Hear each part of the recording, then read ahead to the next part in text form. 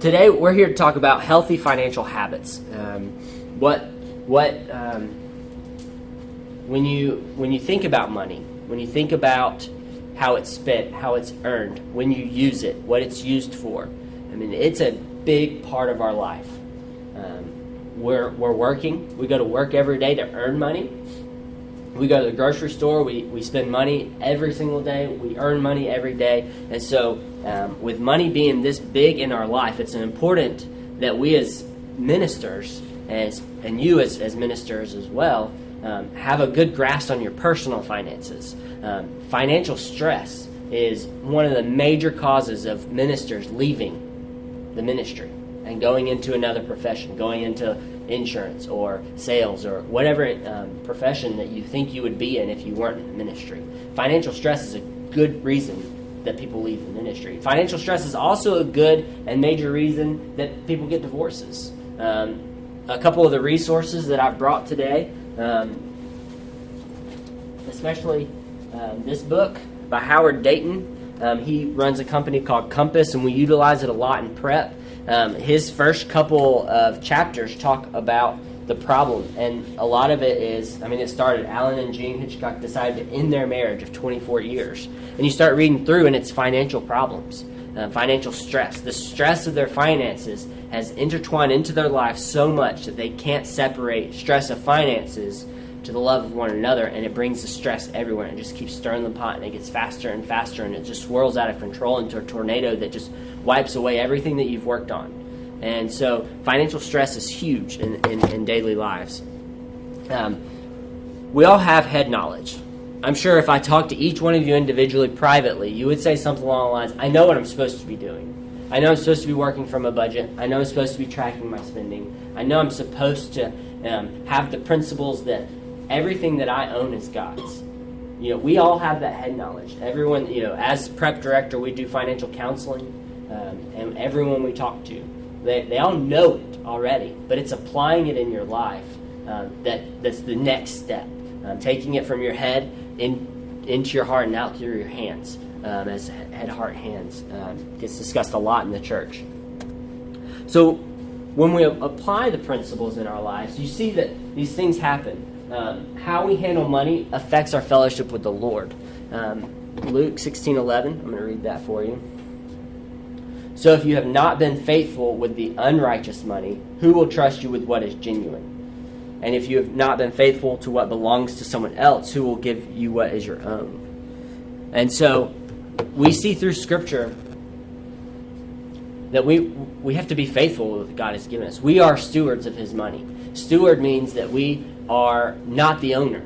We are the manager. And God has given us everything in our life. God has given me this jacket, this shirt, my job, my car, my house. Everything that I have is actually God's. It's described best by a pastor one time that when we realize that what we have we don't hold on to, when someone gives us our money, if we close our fist, then we're not making it useful for kingdom work, because we're holding on to possessions and we're taking it like it's ours. And so if I were to hand you my keys and say, here you go, you're going to take it and you're going to grasp it. It's going to be yours. But if you take it and you leave your hand open, if I were to set a $5 on your hand and you leave it open and you stand there long enough, someone's going to come around and need it as well. And you have to realize this isn't mine.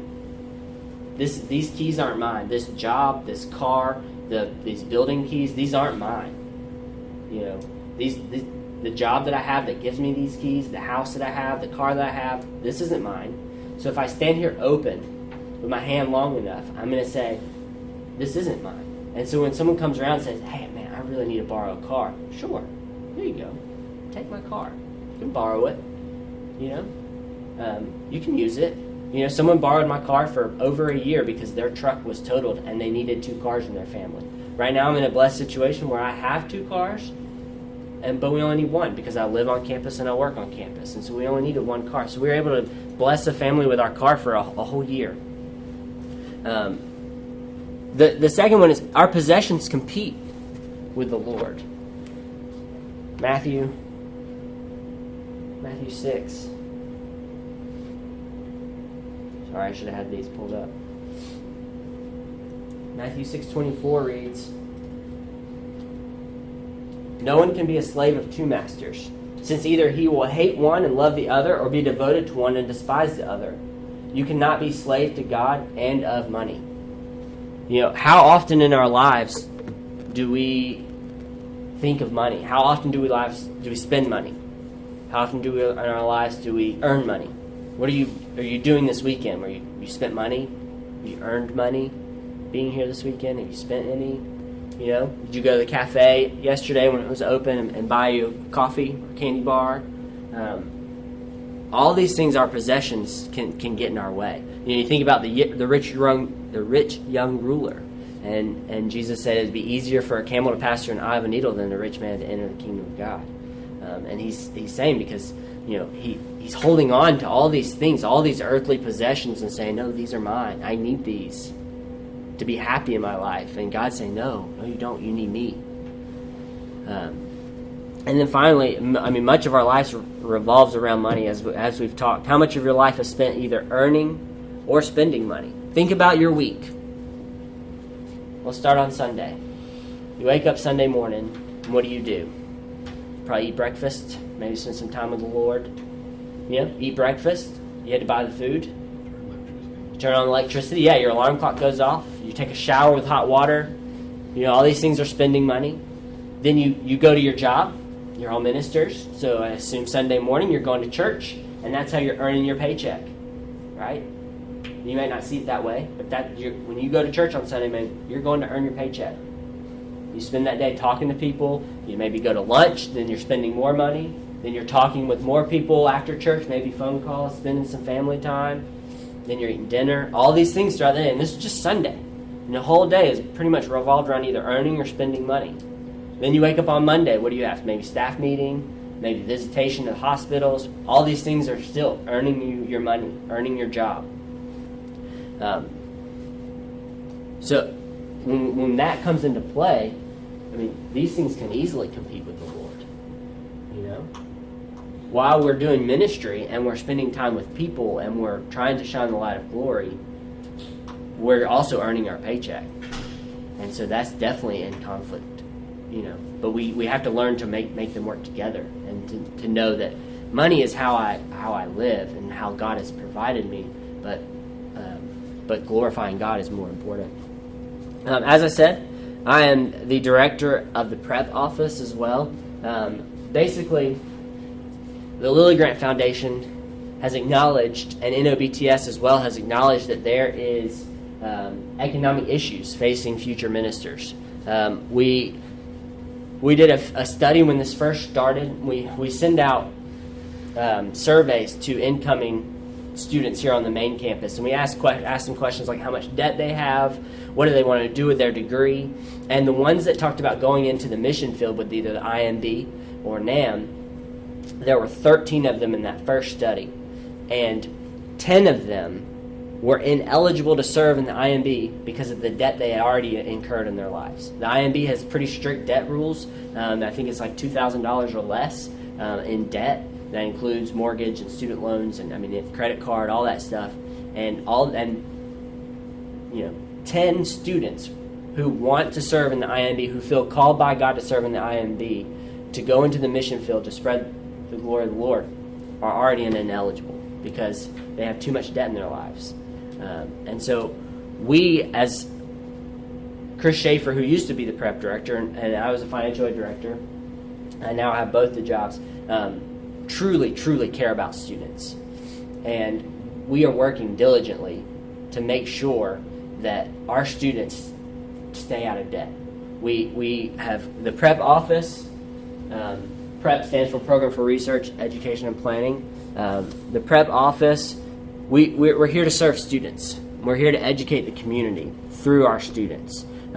If you take a prep course, the prep office offers financial training small groups, and so while most of them are here on campus, we are opening them up to online as well. And so you'll be able to do this starting this summer. If you want to take a small group financial training course, which is centered around Howard Dayton's Your Money Counts, and this workbook, Navigating Your Finances God's Way, you can do that starting this summer. We're going to be offering online classes, and by online classes we mean webcam small groups. And so either myself or one of the other facilitators will be sitting here on campus with a webcam, and you'll have a link, and you pop up on your webcam, and you'll have a whole small group of webcams, and we'll be running these courses, able for each one of you to join.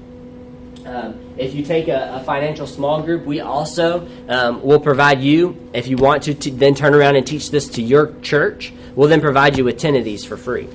And so this together, this and this is about $40 if you buy it straight up from them. But we offer it to you, to 10 of them for free to you and your church, so that you can turn around and teach it to your church as well. Well, it's designed for 9 weeks. We have turned it into 7 weeks here, but they recommend 9 weeks. But after teaching it and kind of getting it down, we've gotten it down to 7 weeks for students, so that they're not spending the bulk of their semester taking it. So we also have incentives for our students to take the class. If you take the class, you get $75, and so it's a great resource. It's a great small group study to utilize in your church as well. It's along the same lines of like Dave Ramsey and Randy Alcorn. It's along those lines, but a lot more affordable for churches and for people. Because I think Dave Ramsey's like $150 per financial peace university. Yeah, it's like $150 per couple or per person or something like that. And this is this would be $40 for a couple, because a couple could share this. And even you as a minister, we would give y'all 10. We'd mail you 10 in the mail, and y'all would have them. And then we offer financial counseling to students, and you have that ability as well to call us and get some financial counseling through myself or Nikos, who's the assistant. And so right now I'm going to go to just a worldly view of finances. It's just kind of a funny clip from a TV show. And just kind of, we'll look at the clip for a minute. Make sure the volume's up. So I like this crystal beetle, but it's expensive, and there's no use for it. Dom Eagle, treat yourself. Velvet slippies, cashmere socks, velvet pants, cashmere turtle. I'm a cashmere velvet candy cane. Treat yourself. This is insane. Man, did you buy anything for yourself today? Yeah, I got this pack of socks. Plain white socks? That's Yeah. not a treat. Don, get me away from him. Maybe this is our version of Treat Yourself Day, and he needs to do his version. What are you talking about? Why, if you could blow big money on one thing, not sock money, what would it be?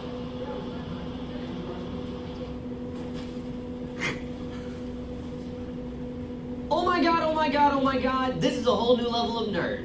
You're right, this is ridiculous. What am I doing? Wait, no. I mean that in a good way, Ben. Listen to me. You're part of the Treat Yourself team now, okay? If that costume somehow makes you happy, you're gonna buy it. You're gonna wear it out of the store, okay? You're gonna treat yourself. Yeah, you know what? I'm gonna do that. I'm gonna treat myself. Thanks, you guys. So the scene goes on. He kind of breaks down in tears just because he's all stressed out, and they're trying to help him kind of alleviate stress. But just what are some observations from that you had? You need socks. You don't need Batman. If you want it, go for it. If you want it, go for it. What else? You need to find a new set of friends. You need to find a new set of friends. Any other observations from it? It'll make you happy. It'll make you happy, right? All those things made them happy. All right. So what was there anything positive takeaway from them? Anything we could apply in our lives as ministers of the gospel to glorify God from the spending the money? Treat yourself. Me. Me. Anything positive we can find from it? Well, they cared about their friend to try to help him. Mm-hmm. Their way. Right? The world's way, right? When we acknowledge that we're the steward, that it's not ours, it can be difficult sometimes to turn around and say, I really would like a candy bar right now. It's been a difficult day. I need something to look forward to. it's been a hard day at work. Maybe you don't go buy a Batman suit that's probably $1,000, or a cashmere sweater with velvet pants and some comfy slippies that are probably, $1,200 themselves. But maybe you stop at Walmart on your way home and you buy some ice cream for your family. Buy a tub of ice cream. $4 or $5, not too crazy. That's not a bad thing along those lines. As long as it don't get in the way of our living. As long as it doesn't get in the way of your living, as long as you are making arrangements for those as well, and you're not spending money that needs to go somewhere else. Treating ourselves is, we're not supposed to live in misery. We're not supposed to, I'm not here to tell you to downsize your home, downsize your car, downsize everything and eat ramen noodles and the basic nutrients so that you can survive. But what I am trying to say is, and get the point across, that we need to be responsible. We need to make wise decisions. I like to tell incoming students that coming to seminary and realizing that you're going to have to pay for school, a lot of them have picked up and moved to this city of New Orleans that is just unique in its own way. It takes a lot of faith and it takes a lot of wisdom, especially students who move here because they didn't move here without jobs. They move here without an income revenue. And so that financial stress weighs heavy. But it even applies to you who aren't moving to seminary. Finances take faith and it takes wisdom. It takes faith in the Lord, faith for the daily provision, faith to know that God's going to provide for you as you walk along His journey, as you follow His footsteps down your path that He's given to you. It takes wisdom to know what's responsible in spending the money. What is wise? How am I spending my money wisely? If I make $3,000 a month, by the time you break it all down with housing, car, life insurance, house insurance, car insurance, taxes. You can go the list on, and you make $3,000 a month, but you need $4,000 a month. The ends aren't meeting. Fred Luter likes to say, growing up, my ends didn't meet. They just kind of waved at each other, And so if you're really breaking it down, you realize, man, our ends aren't meeting. Doing money the way the world wants me to do money isn't right. But let me turn and focus on what God wants me to do with this money. I make $3,000 a month, and I can't get them to meet, and I still haven't given my offering to the Lord. I need $3,000 just to live, not even to give. And so our principles and everything's upside down, turned upside down. We're not being faithful for His provision. So let's real quick, I want to hear some definitions of need. Let's define need. Die without it? Well, I know it's a simple definition. Anybody have another take on it? Stuff we need, something we'll die without? Okay, so when you're making your budget, when you're looking at things you're spending money on, you're walking through, driving down the road, driving down the interstate, and you're driving a rickety old car. I drive a 2000 Corolla that if you're behind it, you're going to smell the oil because it burns it real bad. Do I need a new car? I like a new car. Do I need a new car? Probably not. It still works, still cranks up. Four wheels move forward. I'd like to. I drive down the interstate every day and I look at these brand new Impalas, Malibus, and they're sharp looking cars. My brother just got a brand new F-150. So I when I see him, he's pulling up in a giant F-150 that's got a rear view camera and DVD navigation and all these things right there in the dash. That's sure nice, And I'm come putting along in my 2000 Toyota Corolla. Do I need a new car? No. Would a new car be nice? Yes. So when you're breaking down your budget, what do you actually need? Do you need the coffee from the cafe in the morning? Do you need the candy bar? Mark's saying yes, he needs the coffee from the cafe. Needing coffee, buying coffee, doing it the smart way. If you're going to get coffee, wouldn't it be just better to buy it, have it at the house? That's right, doing it the smart way, doing it wise. I need coffee. My wife drinks coffee every morning. It could be real easy for us to buy it from the cafe every day, $1 for a cup of coffee every day, and then take it home to her. But it's much smarter, it's much wiser to go buy bulk coffee from Costco. We got a Costco membership. It's going to last us it's $20. It's going to last us for 8 months, and there we go. We spent $20 on coffee for 8 months rather than $20 on coffee for 20 days, less than a month. And so, what do you need? What do you need? So let's talk about our spending habits. Budgeting. Everyone knows that you're supposed to work off a budget. Who has a budget? Who has an accurate budget? Okay? Who tracks their spending? Who knows where every dollar you earned, where does it go? Yeah, hand up the whole time. Okay. Used to, right. When you start tracking your spending, you realize how much money gets wasted. Exactly. How many dollars you just threw in the fire and just said, you know what, thanks for my $3,000 a month, 20 of them down the drain, right there. When you're tracking your spending, you get a good picture of how you're spending your money. You may have a budget. You may say, we're going to spend $1,000 on housing, we're spending $500 on groceries, we're going to spend $300 on our car insurance, we're going to spend, $200 on gas this month, our electric bill, our internet, cable bill. And you start going through the list. That's all good and wise to write it out. But when you start tracking it, you start realizing, oh, we put $500 for groceries, and we didn't have any out to eat money. We spent $500 on groceries, and we spent $200 going out to eat. Or I spent $50 stopping at McDonald's on the way home to buy a giant sweet tea. That wasn't budgeted in, but that money went out. You have to track your spending. You have to know.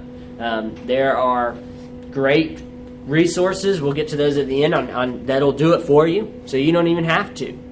How do you get people to understand, just not in my personal life, but the church that I pastor is an existing church, been around since the 40s, 50s, and I'm not going to say what they did was wrong. I imagine what they did back in the day was the best, I guess the best way they knew how to do. They're doing their best. Right, at that day and time. But how do you get people to understand that in budgeting, you need to spend your money on paper first? If you get paid today, well, I'm going to take me $20 or $30 and go buy me this or that, and then I guess 2 or 3 days later, then we're going to sit down and then try to do a budget. Well, you've already pulled and tugged from your money, right. And you find yourself in a hole. And so how do you get people to understand that whatever it is that God has blessed you, whether it's in your personal life or even at the church, whatever your tithes and offers may be that day, and those that work on your committee, understand we spend it on paper first. As you said, we look at our expenses, right. Till we get all the way down to zero before we go to writing out a check, pulling and swiping a card or anything like that. How do you get people to understand that? That's a great question.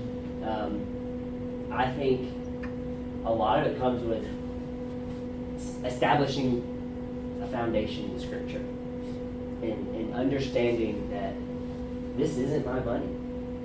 And even as the church's money, that's an even easier sell.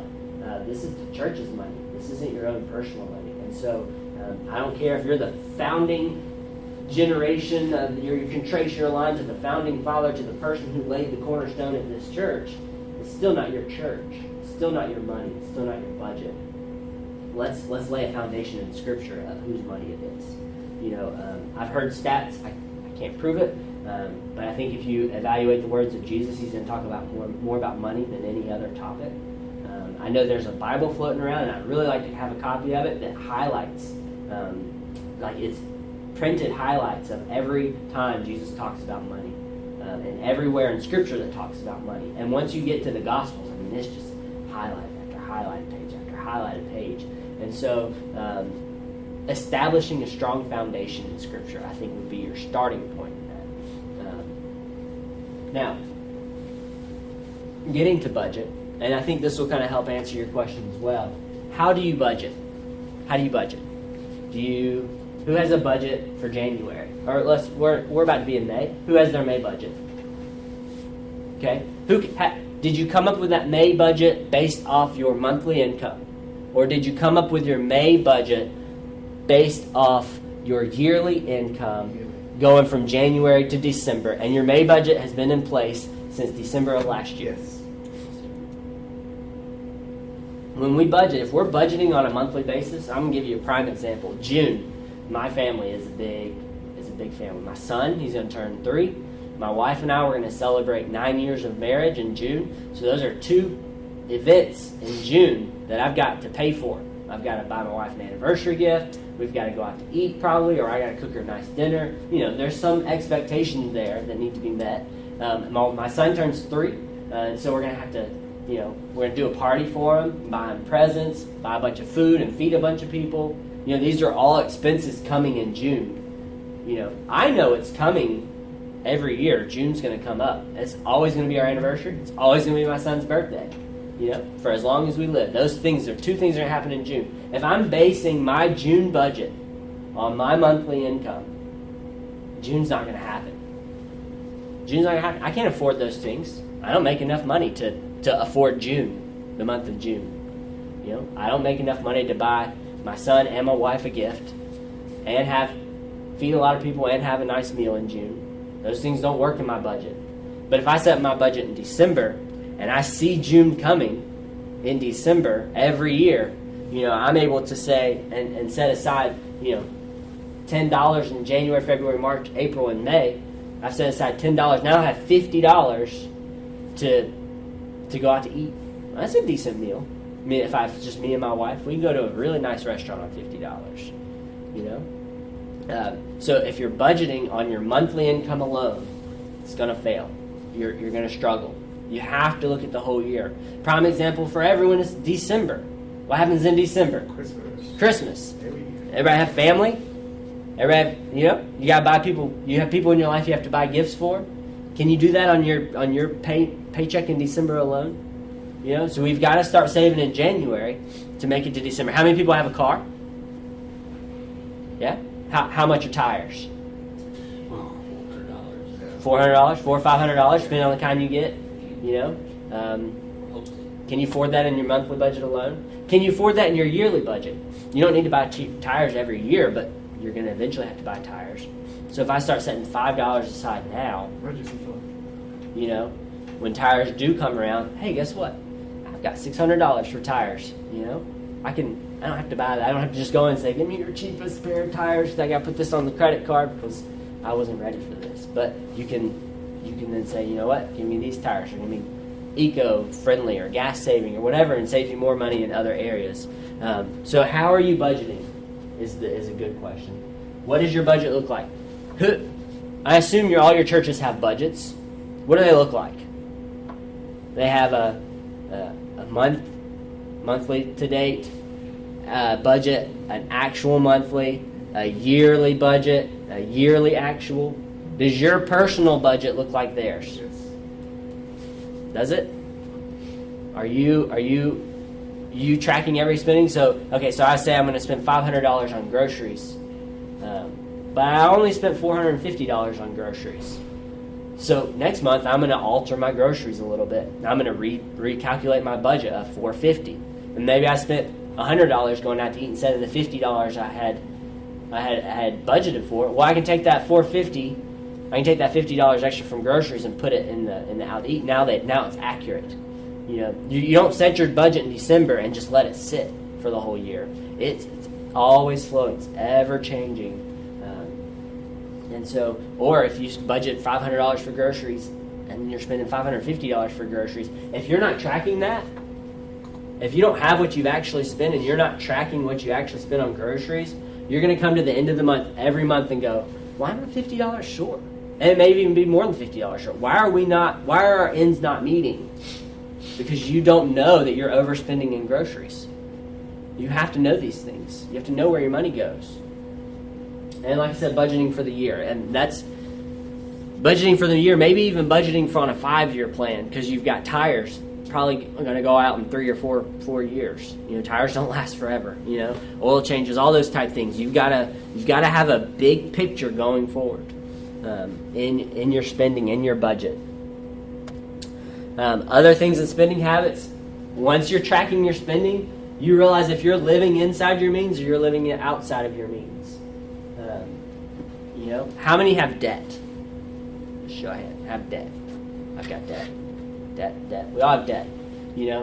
Dave Ramsey, he talks about like the snowball effect and debt repayment, and you pay your smallest debt first, and I paid $5 a month on this debt, and I'm keeping these debts going. Now I'm going to compound this $5 onto this payment, so now instead of paying $10 on this debt, I'm paying $15, and then you just kind of get it, and then your debt's gone, and it's gone pretty quick, and it's a good plan. But how many have your budget is killed every month by the debt that you have to pay off? By your credit card, by your student loans, by those things. I mean, my wife has a student loan, not to her fault, and that payment that kills our budget. If we didn't have that payment, our budget we'd be sitting pretty every month. But we've got that payment. We had a car payment because when we were younger, we weren't quite as smart about it. When we were 23 years old, we were freshly married. And we bought the truck I was driving was totaled. Our insurance gave us a nice check for it. Instead of using that to buy a brand new car outright, we used it as a down payment on a car we couldn't afford. And we could afford it at that time because we were both working, we were both making good money. Then life happened. We moved, we could barely afford it. We got a new job, we could barely afford it. And then God called us here. When we moved here, we couldn't afford it. It was only $160 a month, but we couldn't afford it. There was no way we could afford it. We had our kid. My wife decided to stay home, and the car didn't even fit our family anymore because we needed more room than we had. And thankfully, by God's grace, we received a gift, and we used that gift, and we just paid it off. And that caused so much relief in our debt, in our budget, because now we've got $160 more free that we can actually use for other things, for debt repayment, for groceries, for other things, and so our budget was able to move again. So how are you planning for your future? In your budget, do you have a savings plan? Are you setting money aside every time? Every paycheck. I like to tell people the first thing to come out of your paycheck should be your offering to the Lord. The next thing to come out of your paycheck should be any gifts that you're going to be giving, like benevolence gifts. So we set aside 1% for our offering to church that we give to the church, and then we also then set aside, $10, $20 aside. That if someone says, "Man, I need food," or we hear someone's really struggling financially, that we're able to just turn around and buy them a meal or invite them over for dinner, because that's going to expand our grocery budget a little bit, but we have now $10 more that we can go add to a grocery bin or something along those lines. And then the third thing is your savings. All these things, all before you pay rent, before you buy groceries, before you do all these things need to come out first. Savings. Then we put our money in savings, because if you're not generating a savings, there's going to be a time that comes up where something's going to kill your budget.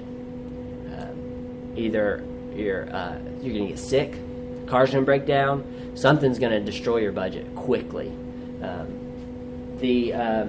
Part of the prep office, we have Kingdom Builder Financial Advisors, Ameriprise in the city. They come and they give free consultations to students on campus once a semester, and they tell students you need $1,000 that you can readily access from savings, and then you also need to set up a long-term crisis savings, meaning like you get sick and you lose your job and you no longer have income. You're set up for Dave Ramsey says 3 months, 3 to 6 months, so that if you lose you go into work on Monday, chairman of the deacons is standing there and say, you know what, while you were going to that casket conference, we had a meeting about you. And we decided unanimously as a deacon board that you need to turn in your resignation or you're fired.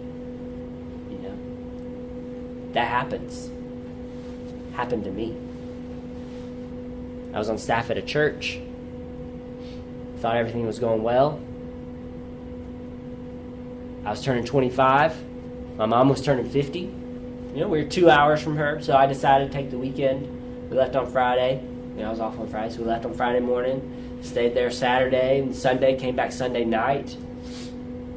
Thought everything was fine. Didn't know anything was wrong with the church. Come in to work Monday morning, and chairman of the deacons at the office, which, seemed a little weird, but it didn't seem too crazy that he'd be there on a Monday morning. I sit down, turn my computer on, I get started for the day, and the pastor comes and he knocks on the door and he says, "Hey, Michael, can you come into my office?" So I go into his office, and the chairman of the deacons sitting there. I say, "You know what? We had a meeting on Saturday while you're out of town. And we decided unanimously as a deacon board for you to turn in your resignation. You can resign, and it can seem peaceful, or we're going to fire you." World came crashing down. We had the $1,000 in savings, but we didn't have a 3 to 6 month solution. So immediately, they tell me, we're going to give you 4 weeks pay as well. 4 weeks? Are you kidding me? 4 weeks pay? So that meant that my wife and I had about 6 weeks to survive on the income we had. We owned a home. We had the car and the car payment. We had to still live daily life. We were 2 hours away from our home, from our family. We lost our income. It was an emergency. These things all happened in 1 hour. The next thing I know, I'm generating, looking at our budget, looking at our finances, and saying, "Whew, how are we going to do this? How's this going to work?" So I ran our budget, I ran our numbers, and I saw we're going to run out of money. This was late March, early April. We're going to run out of money the beginning of July.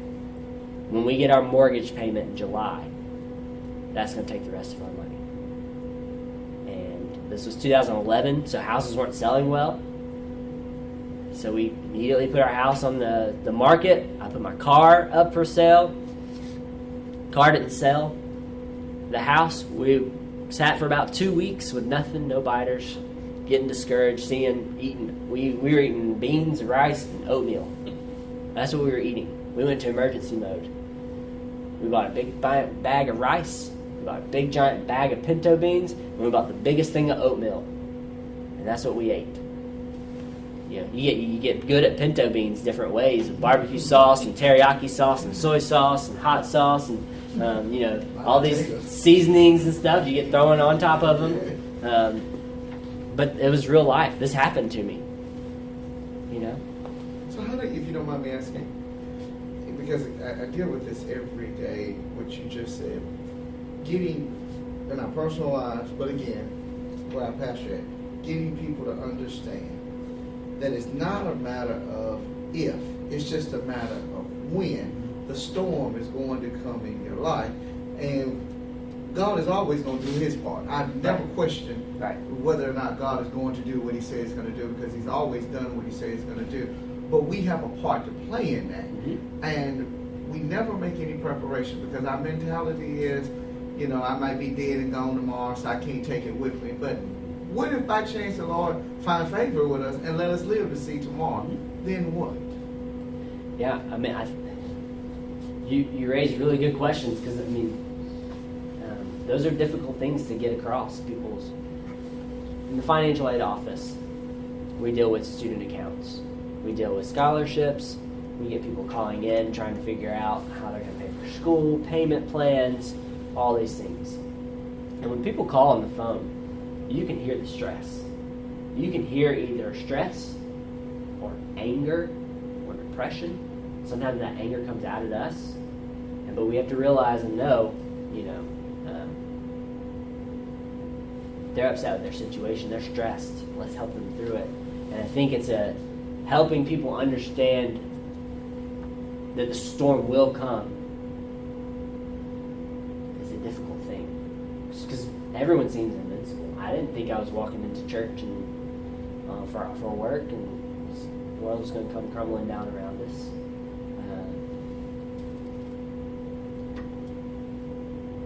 everyone thinks they're invincible. Everyone thinks everything's going well. I'm not going to get cancer. Cancer is for people in the hospital.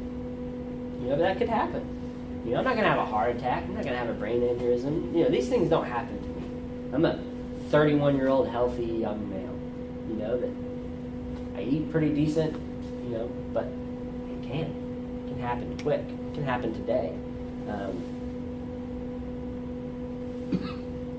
It's hard for people to realize those things are going to happen if something's never happened.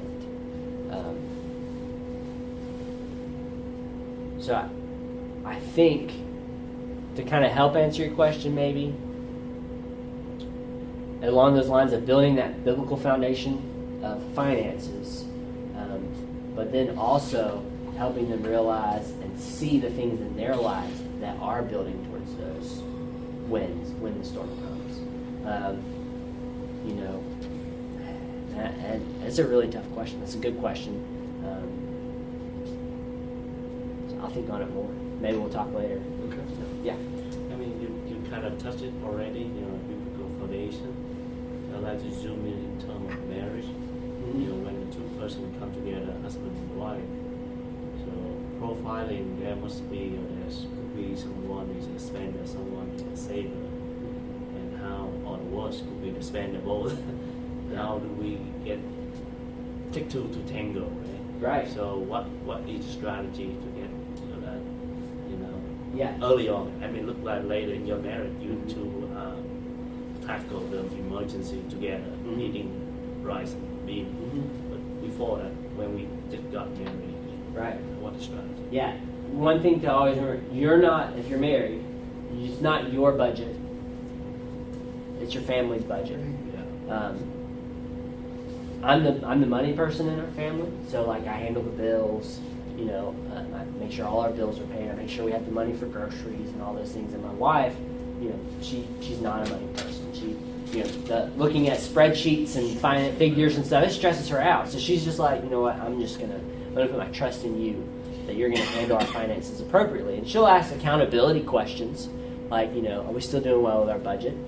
You know, are we still, you know, doing everything we're supposed to be? Did we give our tithe? Did we give our offering already? You know, and sometimes I was like, oh, you know what, I haven't, and then I go quickly and I do it real quick. She asked good accountability questions, but our budget wasn't created by me. I had a lot of say in it because I deal with how much money we make and how much things cost. But she was sitting right there with me when we created the budget. You know, she had input on how we spend our money, on how much we spend on groceries. She definitely had a lot of input on how much we spend on groceries because she would like to eat all the healthy food, the organic, you know, the grass-fed butter, all the things that are like 3 and 4 times more expensive than the cheap stuff that you can walk in and buy. And I'm looking at our budget going, we need we need the cheap food. And but we created our budget together and realized that, you know, we're one. Our money is not our money. Our money is God's money, and we are the steward. Just like we're the steward in the of our kids. Yeah, they're our kids. They call us mom and dad. God gave us those kids. You know, we're the ones that are supposed to send them off as the spear of the arrow into the world for the Lord. You know, they're His kids. We have the responsibility to raise them up in the Lord.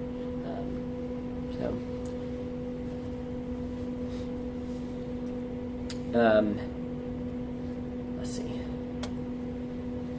Here are some resources.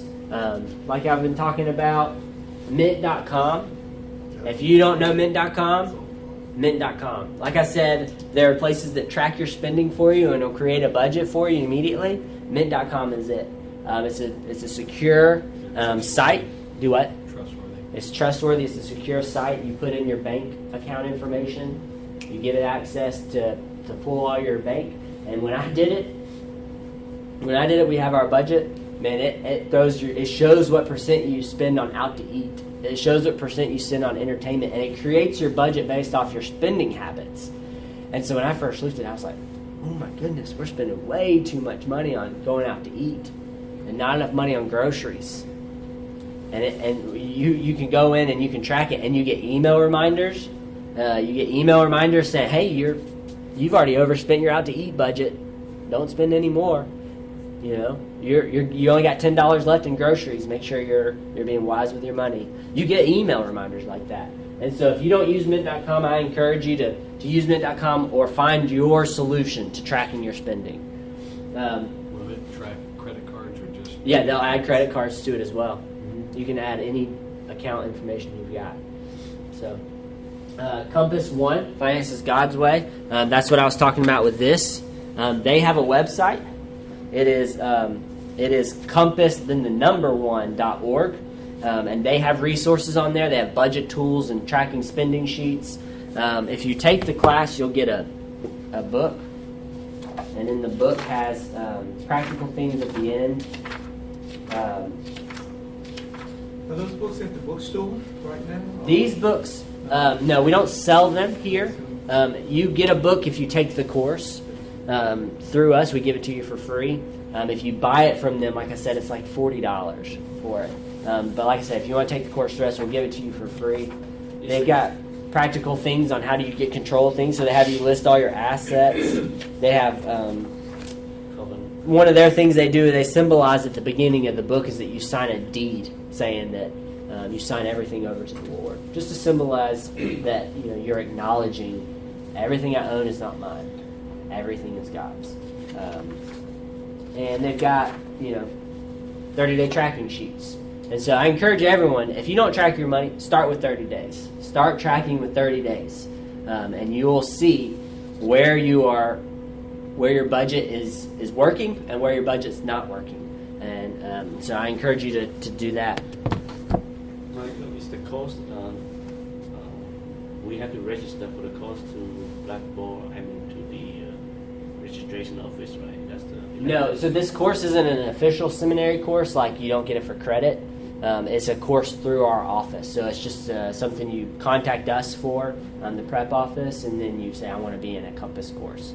And then there's no cost to you. Like I said, you get the book for free, and we give you $75. That's what we offer this summer. And we're going to offer maybe one or two this summer online, and then we'll probably offer one this fall online as well, so that you can get into that.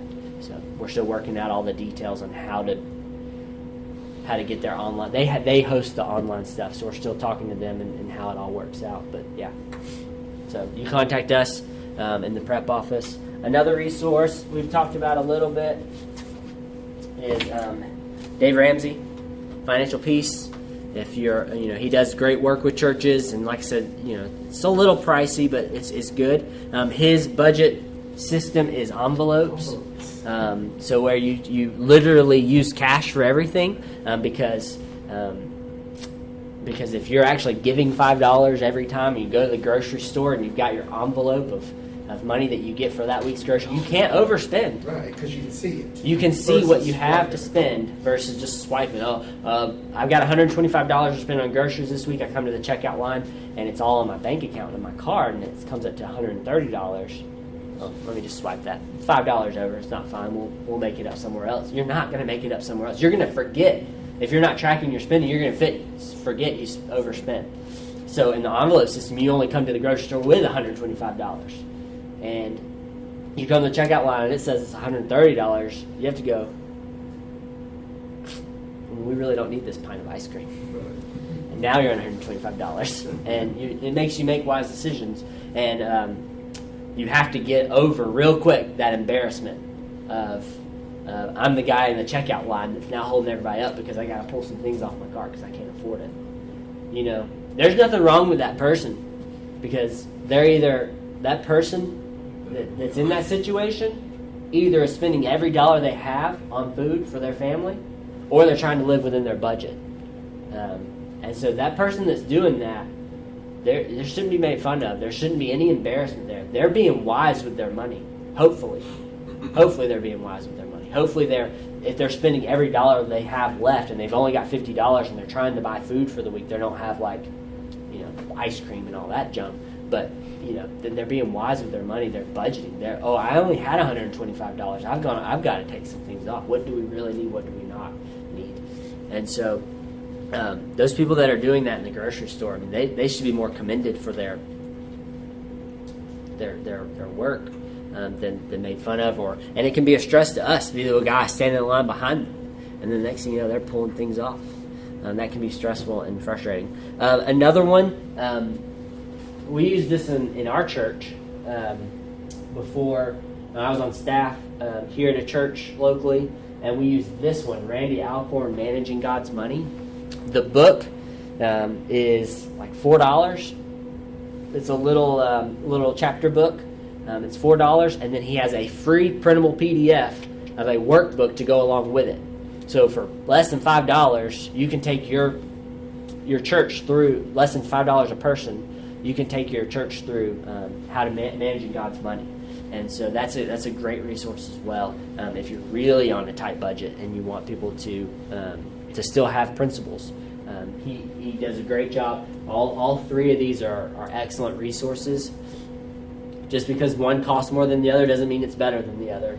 Just because one's a lot more cheaper or affordable doesn't mean it's worse. So with Dave Ramsey, you get videos and you get all these it's much more elaborate is what you're paying for.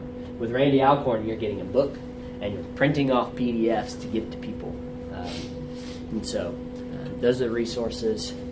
We've had some questions. Does anybody have any other questions?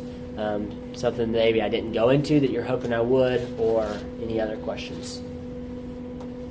How can I get to online course? Because this summer vacation, I have to study theory course part, but if I have chance, I want to get online course. For the prep? Semester. For the prep? Yeah. Yeah. So you'll need to contact the prep office. Where is it? Yeah, I'm gonna write this down. Maybe. Prep office, and the email is prep assistant at NOBTS. So prep assistant at nobts.edu, and so you'll email to get yourself in one of these courses. So if you're interested in making $75, like I said, it'll be an hour for 7 weeks.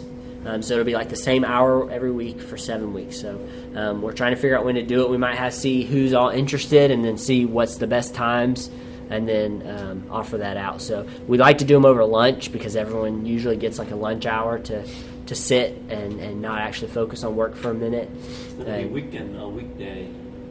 Yeah. So when we offer them during the semester, we offer like Monday night or Tuesday through Friday during lunch. And so we'll try and figure out what works best for most people. Excuse me, I'm an international student. Mhm. So I have to take a full-time course. You have to take what? Full-time. This you have to be Full-time. full-time. Full-time. Oh no, this isn't a seminary course. This isn't something you register for through the registrar office. You don't get a grade for it. The homework is not. We don't. It's a weekly workbook, a daily workbook, but we're not coming around and checking your homework. It's all for you and your benefit. It's what you get out of it is what you put into it. We offer it. You take a horse to water, but you can't make them drink. Kind of thing. So that's kind of what this is. So Like a train the leader thing too. We take it and then we're able to teach it to other people. right. And after you take the course, you can then turn around and teach it back. And so that's kind of the purpose. Is we want to train our students who are ultimately ministers or going to be ministers to then turn around and teach their church to educate the community. So.